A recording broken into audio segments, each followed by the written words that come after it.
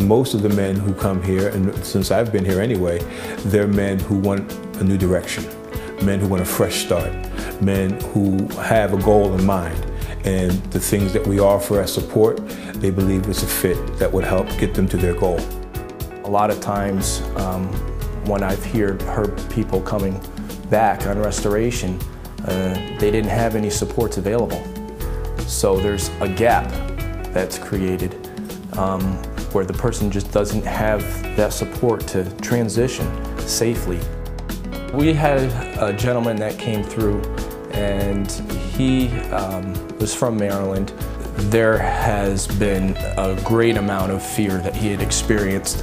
One of the goals for the treatment plan was for him to get his license. And of course that fear came back up, but it challenged him.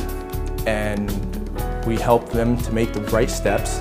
He ended up going through driving school and just encouraging him along the way. One of the things that he said is that I would have never attempted it on my own had I not had the support and the encouragement that was given here. He felt like he had accomplished something, and he did. And that fear had been alleviated. So the support of being with somebody and walking somebody through the process is very important, because a person goes back into society by themselves and they may not have the helping hand. It's overwhelming. Some of our men were just functional addicts, but were just out of control because they couldn't stop doing what they were doing. Then some were really hardcore. Homeless, prison, the whole gamut. But nonetheless, they've come out of that. And our pastoral department is first rate in regards to keeping them out of that and having them understand why to stay out of it and move forward and distance themselves from it. Basically, it's a 12-step program that is supported by biblical scripture.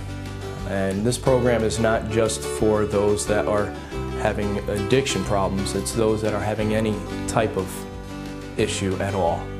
And it speaks to character defects. It helps the person to look inside themselves, to see what's promoting a person to want to medicate. Well, case management is probably one of the core supports for not just our men in transition, but for everyone who comes into the building.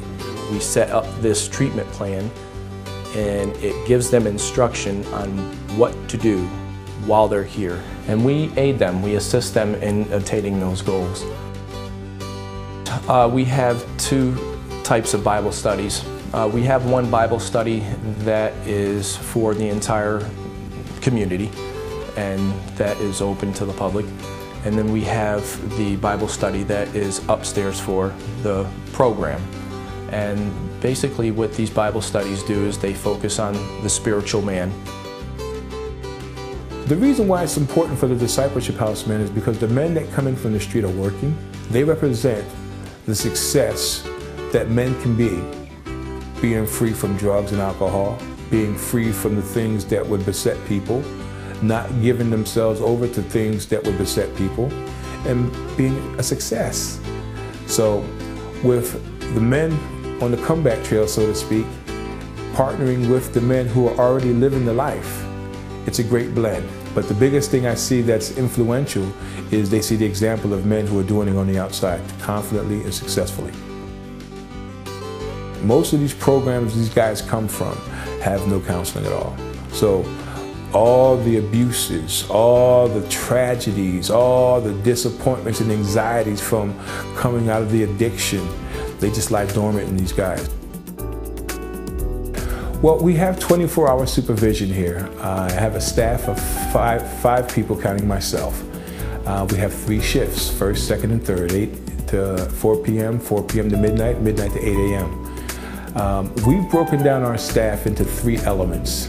The first element, of course, is our spiritual and administrative element, which myself and one of my other colleagues handle in the office. The next element we have would be our mentoring. And we have 2 staff that have been appointed to do that. And then my last staff, he is the guy who's the supplier of all the needs, so to speak. He's the fix-it man. He's the guy that oversees our kitchen and all our food procurement. He's the guy that does all the maintenance and sees to all the maintenance of all the rooms.